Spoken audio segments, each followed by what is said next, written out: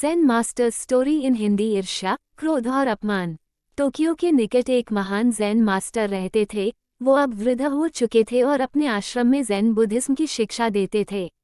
एक नौजवान योद्धा, जिसने कभी कोई युद्ध नहीं हारा था, ने सोचा कि अगर मैं मास्टर को लड़ने के लिए उकसाकर उन्हें लड़ाई में हरा दूं तो मेरी ख्याति और भी फैल जाएगी। और इसी विचार के साथ वो एक दिन आश्रम पहुंचा।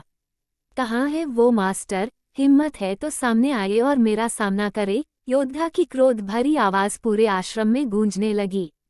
देखते देखते सभी शिष्य वहां इकट्ठा हो गए और अंत में मास्टर भी वहीं पहुंच गए। उन्हें देखते ही योद्धा उन्हें अपमानित करने लगा।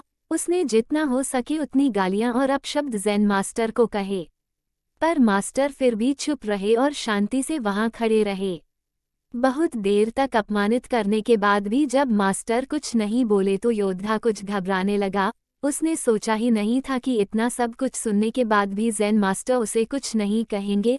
उसने अपशब्द कहना जारी रखा और मास्टर के पूर्वजों तक को भला बुरा कहने लगा, पर मास्टर तो मानो बहरे हो चुके थे। वो उसी शांति के साथ वहां खड़े रहे और अंततः योद्धा थककर खुद ही वहां से चला गया। उसके जाने के बाद वहां खड़े शिष्य ज़ेन मास्टर से नाराज हो गए। भला आप इतने कायकसी हो सकते हैं? आपने उस दुष्ट को दंडित क्यों नहीं किया? अगर आप लड़ने से डरते थे तो हमें आदेश दिया होता, हम उसे छोड़ते नहीं। शिष्यों ने एक स्वर में कहा। मास्टर मुस्कुराए और बोले, यदि तुम्हारे पास कोई कुछ सामान लेकर आता है और तुम उसे नहीं लेते हो तो उस सामान का क्या होता है? वो उसी के पास रह जाता है जो उसे लाया था। किसी शिष्य ने उत्तर दिया। यही बात ईर्ष्या, क्रोध और अपमान के लिए भी लागू होती है, मास्टर बोले।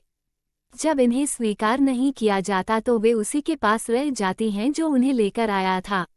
ज़ेन स्टोरी सार। इस ज़ेन कहानी में ज़ेन गुरु ने ये बताया कि आप अगर किसी ईर्ष्यालु व्यक्ति से झगड़ा या बहस करेंगे तो सिर्फ आपकी शांति ही भंग होगी, उस व्यक्ति का कुछ नहीं बिगड़ेगा। अगर आप उसका साथ देंगे तो वो आप पर हावी हो जाएगा, अगर नहीं देंगे तो वो कमज़ोर हो जाएगा और ही हार कर चला जाएगा।